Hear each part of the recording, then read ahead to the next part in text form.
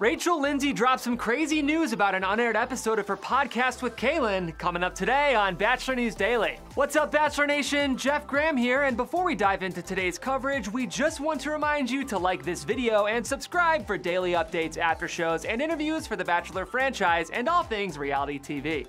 Rachel Lindsay is never afraid to speak her truth in the world of Bachelor commentary, and this week she revealed some crazy information about her relationship with Caelynn Miller-Keyes. Anyone who follows Rachel closely knows that she's lukewarm on her feelings about Caelynn. And this week, on yesterday's Bachelor Party podcast from The Ringer, she told host Juliet Littman why.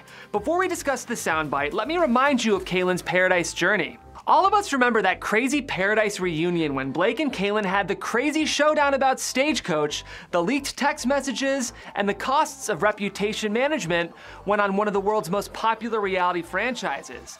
Bachelor Nation was undecided on whether to land Team Blake or Team Caelynn, but perceptive fans pointed out that the details didn't quite match what Caelynn said early in her time in Sayulita.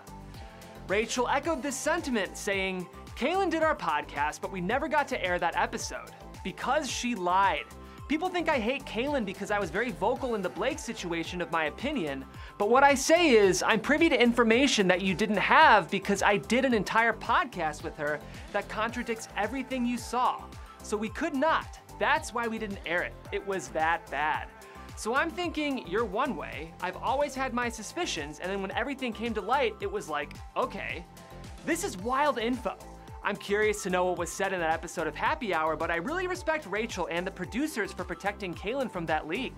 What are your thoughts on this story? Let me know in the comments below. That's all we've got for today on BND, but make sure you tune in tomorrow for more updates. In the meantime, you can catch me on Twitter at Jeffrey C. Graham, and of course, we'll see you next time.